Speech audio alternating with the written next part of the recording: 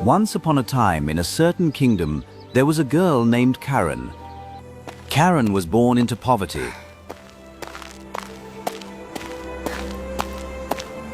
Her small bare feet had grown accustomed to the summer dust and gravel, as well as the biting cold of winter. However, fate smiled upon her when a wealthy and kind old lady passed by. She saw the poor girl and decided to adopt her. Karen's life changed overnight. From wearing tattered rags, she was now draped in silks and velvets. She rode in a gilded carriage and ate the most delicious foods. The old lady loved Karen like her own daughter, always giving her the very best. But instead of being grateful, a seed of ugliness sprouted in Karen's heart, vanity. Karen began spending hours in front of the mirror, caring only for her appearance. She gradually forgot her humble origins. One day, the queen traveled through the town, bringing along the little princess. The princess was dressed simply, but on her feet, she wore a pair of magnificent red shoes made of fine Morocco leather. Karen stood in the crowd, her eyes glued to those shoes. Oh, look at those shoes. I must have them. Only then will I be truly beautiful. Time flew by, and Karen reached the age for her confirmation ceremony. The old lady took her to the best shoemaker to have a pair of shoes made. But ignoring the other sensible leather shoes, Karen set her sights on a pair of bright red shoes in the glass display case. She was determined to have them. Because the old lady had poor eyesight, Karen lied. She said they were black leather shoes. The old lady suspected nothing and agreed to buy them for her. Karen loved her red shoes dearly. She wore them everywhere, even to the holy service at the church. I will not tolerate this insolence any longer. You will do as I say. Don't worry so much, child. The path ahead might seem long, but we will walk it together. When they arrived in front of the church, they met an old soldier. He was working as a shoeshine. Because he looked pitiful, the old lady tossed him a few gold coins. She asked Karen to extend her feet for him to polish the shoes. The old soldier smiled a shadowy smile. He tapped lightly on the soles. My, what beautiful dancing shoes.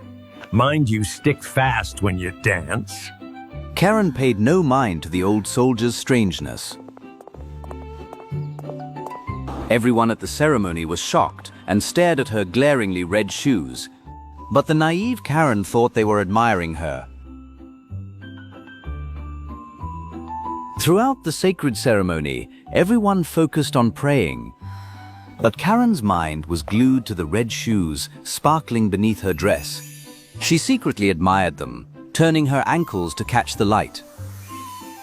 Her disrespect had invited disaster. That evening, the old lady suddenly fell gravely ill. She lay paralyzed, her breathing weak, her forehead burning hot. Karen, water, please stay with me. I feel so weak. Karen worriedly brought a glass of water, but just then the doorbell rang. A servant brought in a magnificent gold-plated invitation. It was an invitation to the royal ball. Karen held the card, her hands trembling with excitement. This was the biggest ball of the year, but the old lady needed her care. A fierce internal struggle took place. She looked at the red shoes sitting on the shelf. They seemed to be glowing. And then selfishness won. She won't even know where I've gone. Karen hurriedly changed her dress. She slipped the red shoes onto her feet. Leaving the frail old woman alone in the dark to run after the lavish party, the palace was ablaze with crystal lights. Melodious music filled the air. Karen entered like a princess. Every eye was drawn to her brilliant red shoes. She smiled triumphantly and stepped out onto the dance floor. But suddenly, before she could pose, her feet began to dance uncontrollably. They knocked together, then jumped to the left, then jumped to the right. Because she danced so skillfully, everyone at the party focused on her. Karen could not suppress her panic. What is happening? My feet! I can't control them. Karen tried to grab hold of a pillar to stop, but the force of the shoes was too strong. It jerked her down and dragged her across the floor. Outside, pitch black night covered everything. The shoes did not give Karen a single second of rest. They forced her to dance through the cold, empty streets, over the rough cobblestone bridges. Karen was dragged into the dark forest. Sharp thorns tore her expensive silk dress. Her feet were in agony, aching and weary. But the shoes kept dancing, tapping a rhythmic clop-clop against the cold ground. In her loneliness and extreme pain, Karen suddenly thought of the old lady. She remembered the days the grandmother cared for her. She remembered the trusting look in her eyes when she lied. Regret rose like a tsunami, squeezing her heart. She realized how ungrateful she had been. Grandma! I was wrong! I was so selfish! A miracle happened. The moment Karen screamed, the red shoes suddenly skipped a beat. Then they reversed direction. Instead of dragging her deeper, they began to drag her dancing back the way she came. They did not stop until they reached the familiar mansion. Bang! The shoes kicked open the heavy oak door. They dragged Karen up the stairs, rushing straight into the old lady's bedroom. The room was still silent under the moonlight. Grandma, please wake up. Punish me, scold me. But please don't leave me. Forgive me. The noise and Karen's cries woke the old lady. She wearily opened her dim eyes. She felt the pain and repentance in those cries. She struggled to sit up.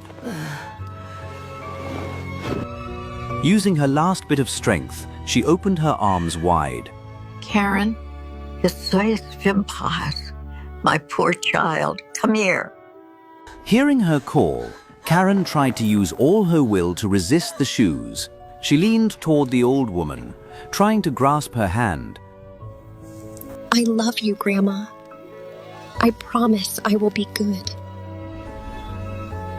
It suppressed the curse on the red shoes. Immediately, the shoes stopped dancing and slipped off her feet. They became wrinkled and gray, like withered leather. The next morning, the shoes vanished into the void. As for Karen, she now danced with bare feet, bringing laughter to everyone. She stayed by the old lady's side, and they lived happily ever after.